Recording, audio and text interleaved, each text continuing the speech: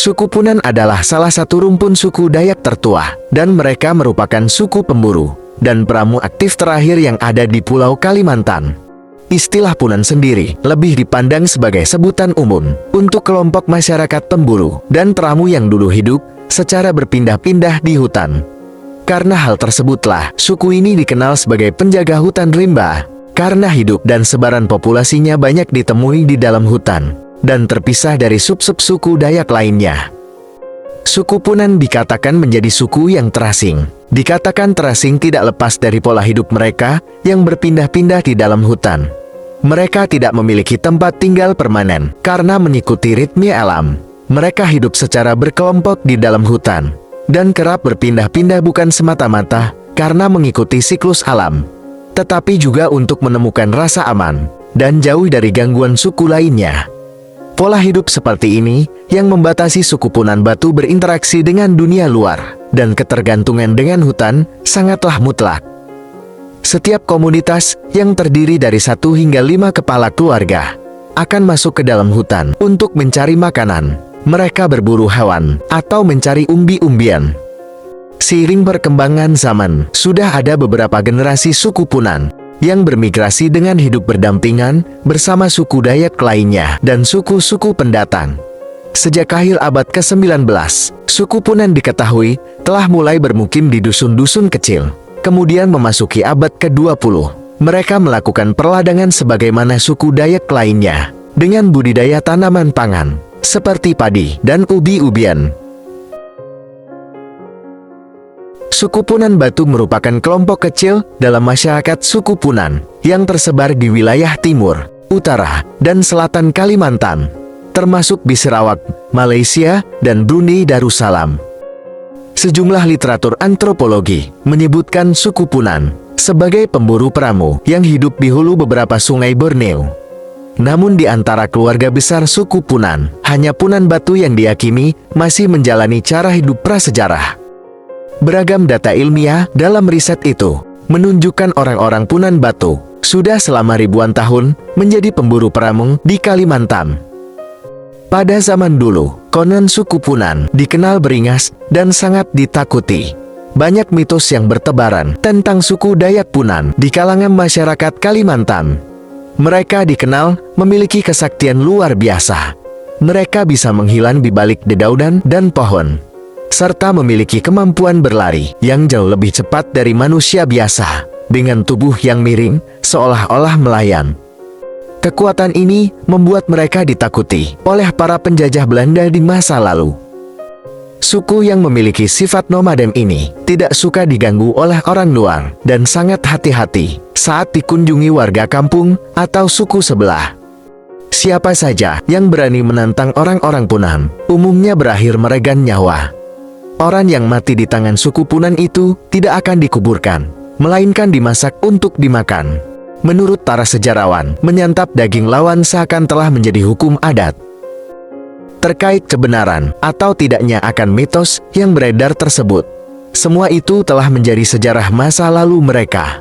Pada saat ini suku Punan lebih terbuka dengan orang luar, dengan tetap menghargai akan adat mereka. Saat ini, hanya sekitar 100 orang atau 36 kepala keluarga yang tersisa dengan pola hidup prasejarah. Mereka menyebar di sebuah hutan di kawasan Kars di sekitar Gunung Benau, Kabupaten Bulungan, Provinsi Kalimantan Utara. Kawasan ini memiliki keanekaragaman hayati yang luar biasa, yang menjadi sumber makanan dan obat-obatan bagi suku Punan Batu. Selain itu, kawasan ini juga memiliki formasi batu Kars unik yang membentuk gua-gua, yang menjadi tempat perlindungan suku Punan Batu. Secara umum, ada 3 lokasi utama tempat suku Punan tinggal, seperti di hutan tepi sungai, di tengah hutan belantara, dan liang Kars atau gua. Mereka akan berpindah setiap 2 pekan. Perpindahan lokasi tergantung dari sumber makanan terdekat dan kenyamanan. Untuk di dalam hutan, biasanya mereka akan membangun pondok-pondok kecil di bawah rindangnya pepohonan. Pondok ini disebut lapuh. Setiap keluarga akan membangun pondok yang beralaskan batang pohon dan beratapkan dedaunan. Ukuran pondok tergantung total anggota keluarga, karena 1 pondok untuk 1 keluarga. dan ada suku Punan yang tinggal di dalam gua.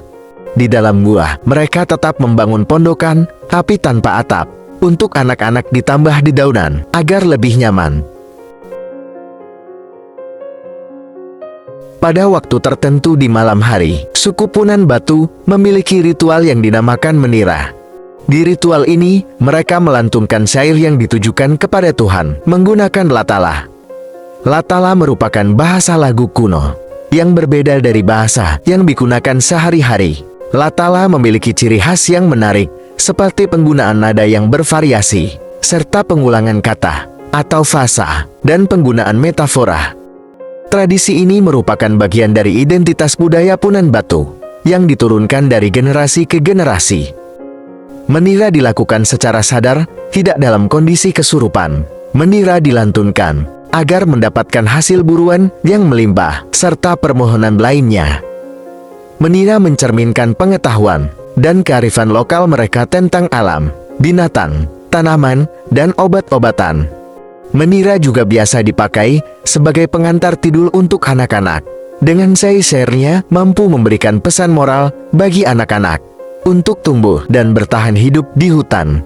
Namun bahasa lagu ini kini terancam punah, karena saat ini hanya bisa dituturkan oleh orang-orang tua suku Punan Batu, sedangkan anak muda cenderung mempelajari dan bicara dalam bahasa Indonesia.